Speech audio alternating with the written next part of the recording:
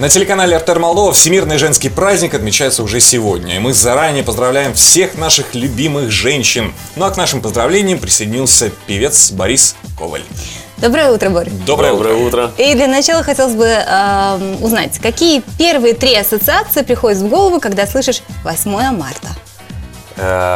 Открытка, Так. сделанная своими руками.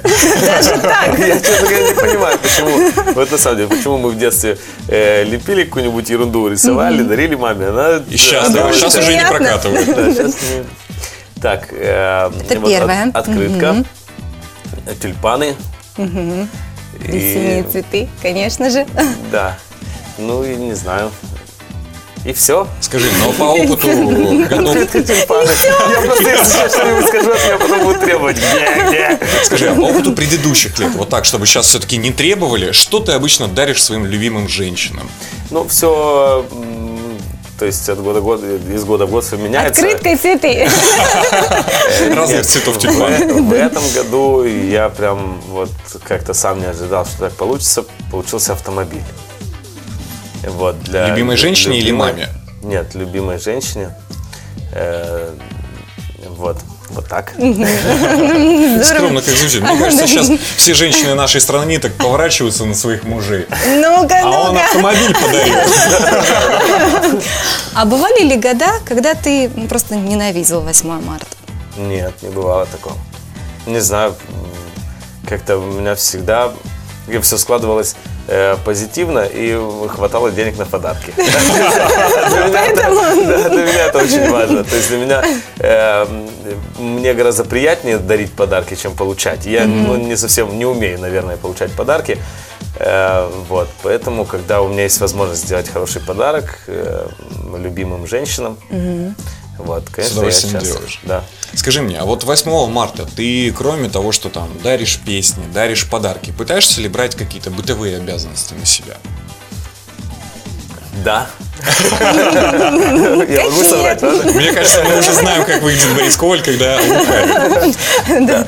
Нет, я, конечно, стараюсь. Я стараюсь ухаживать за ней больше, чем ухаживаю за ней обычно.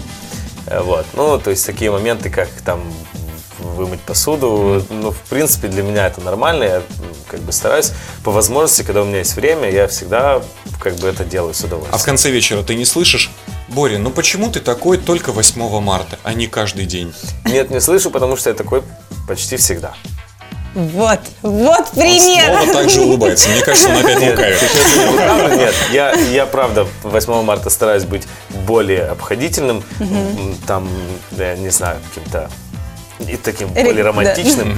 Вот. Но в любом случае у нас отношения как-то сложились очень красиво, и у нас всегда полно романтики. Да, цветы тоже не только по праздникам даришь? Нет, цветы у нас в принципе договоренность, что цветы по праздникам это банальность. Ну, об этом мы уже давно договорились и решили. То есть поэтому по праздникам цветы, ну, само собой, разумеется, они должны быть, но цветы у нас как бы присутствуют почаще. А вот автомобиль это совсем не банально. Это намного банально. Лучше, чем цветы. Намного лучше, чем любой другой букет, да. Хотелось бы поговорить немного о новостях. Я не знаю, насколько это будут приятные для тебя новости. Совсем недавно проходил национальный отбор на конкурс Евровидения. Ты в этом году не участвовал. Скажи, почему? Потому что сдержал свое слово, которое дал в прошлом году? Абсолютно не дело в том, что я хотел сдержать слово или нет. Я сказал абсолютно искренне, что я больше не хочу участвовать в Евровидении. Вот, я для себя определенно не вижу смысла. Вот, я хочу заниматься другими вещами, я хочу записывать новые песни не один раз в год, а ну, как минимум 3, я не знаю, 3-4. Вот, потому что в любом случае Евровидение это инвестиции, то есть при правильном подходе к этому процессу это большие инвестиции, большие то есть, затраты. Да, большие затраты. А на эти деньги лучше что-нибудь сделать хорошее, там, написать песню, подарить записать автомобиль. клип, подарить автомобиль любимой женщине, да. Вот как бы так. Что же касается песни «Липсота», которая недавно вышла, насколько нам известно, кто является автором и композитором этой песни? Автором и композитором является Шербан Казан. Я очень долго привыкал к этому имени. Для нас оно очень редкое. Я его первый раз услышал, да. Но в Румынии это очень такое распространенное имя. Вот, очень талантливый парень в ХХХ Production, он является лидером, наверное, из всех композиторов, потому что он там самый опытный, самый такой, ну, такой волчара прям в этом отношении.